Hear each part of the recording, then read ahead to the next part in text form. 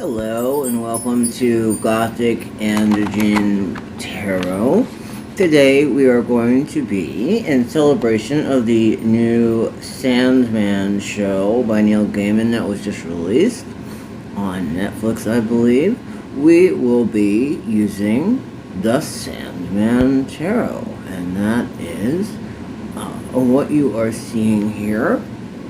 It has different characters from Neil Gaiman's Sandman graphic novels, and it includes some of the artists who did the artwork for the novels. So these are actually brilliant drawings. This is an old deck. I got this years ago. I don't even know if it's still available, but yeah, it is beautiful. And I've had it for a long time. But yeah, we are going to do a reading here. So here's the shuffling. And now our reading. We're going to do a 3-card spread, past, present, and future. And so, the first card out symbolizing the past, and we have Justice. The second card for present in the middle. We have the number 20, which is Judgment. And the final card, which stands for the future, is the Queen of Cups. So if we start in the past position, the Justice card means equality, righteousness, examination, and finding solutions. And it states that, collective, that you've gone through a lot of suffering, and divine law has now stepped in and is coming to restore balance and harmony, as well as fair play and equality. There's a sense for a need to reestablish fairness here. The Justice card is ruled by the Egyptian goddess Mayat, who weighs the hearts of the deceased in the afterlife against a feather, and if the deeds that you have done weigh down too heavily, she basically feeds you to the big monster that's going to eat you up alive a lot, and that's not a good thing.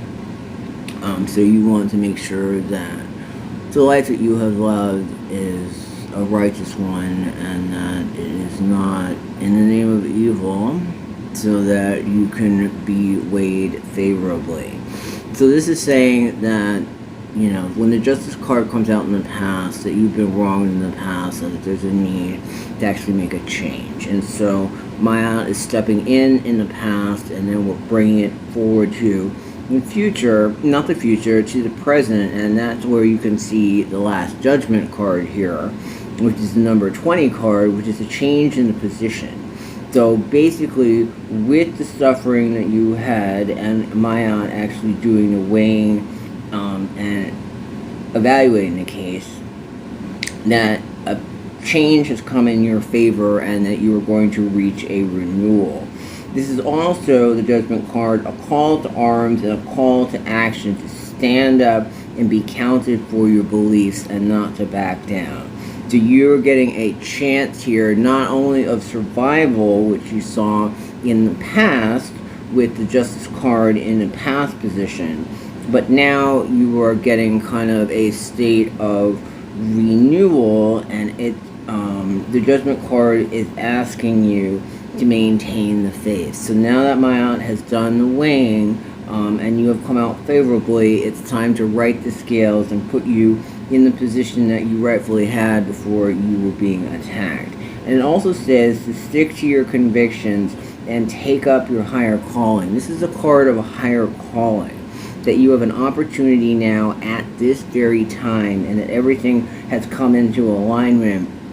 This card is calling for light, and if you look at the way that the numbering of the cards in the Roman numerals, you are being called to the light, to your highest light, to use your intuition. And the rest of the cards in this reading, previously, as in Maya doing the weighing, and after, in the future position, are going to be in service of this light. So when the Judgment card is coming out, especially in this present position, with Mayat and Justice and the weighing of the situation in the past, you are being called to answer your calling, and this is like screaming at you. It's really loud.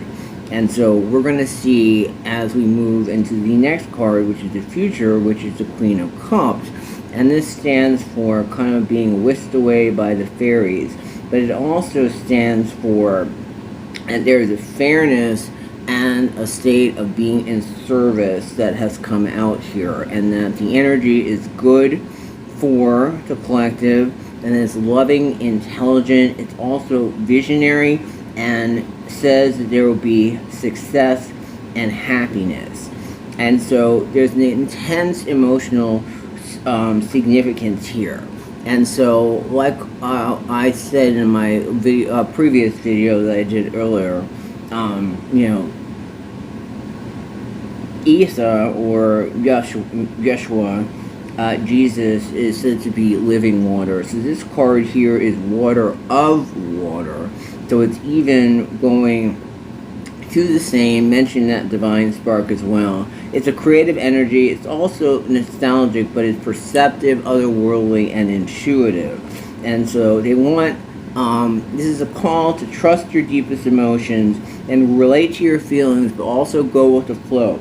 Reduce the resistance. So now that judgment has been called and that the scales have been balanced and you were back in the position you were before you were attacked, and you have gone through some healing in the present, now it's bringing you into the future, and it's asking you, now that you are healed and don't have all those things attacking you, that you can change your energy inward. So instead of having to protect yourself, you can now go exploring inside yourself. So it's asking you to look inward, be silent, go with the flow, reduce resistance, and trust your deepest emotions to uncover hidden depths and meaning. So you have been called, so answer the call, and in order to make sure that you can find all those and learn and achieve and bring forward all those hidden inner gifts that you've been graced with, now that Ma'at has freed you from your chains and your bondage, that you now can turn to your dreams in an abstract way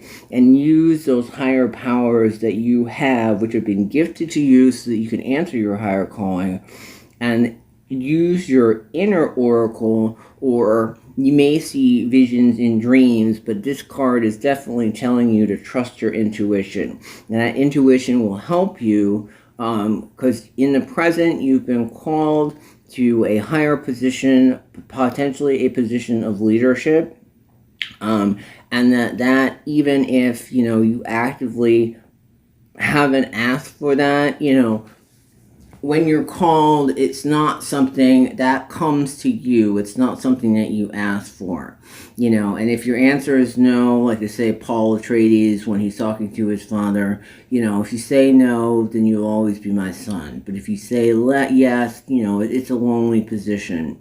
But it's also one of extreme power, and if you are abusing that power, that is a problem, because Ma'at has already freed you from the bondage and righted the scales, and so now you are able to go off and answer that higher calling, where before you were being attacked and had to spend your time defending yourself.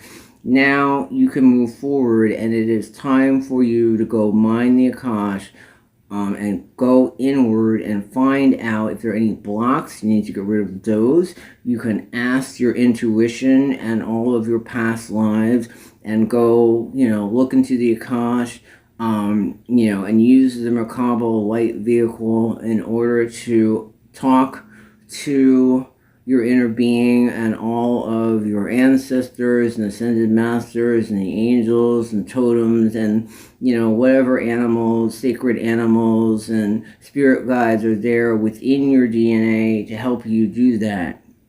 But Ma'at has freed you from the chains that were keeping you bound. And so now you should be able to move forward. And so this is a positive reading. It's basically asking you to answer the call. You are being called and you have been freed from bondage to answer that call. And so now, again, everybody has free will. But it's asking you here, so you're in the present right now, it's asking you here, and it's showing you a positive outcome and that you will be successful as long as you trust your intuition and Search for validation inside yourself. Don't turn to those outside you.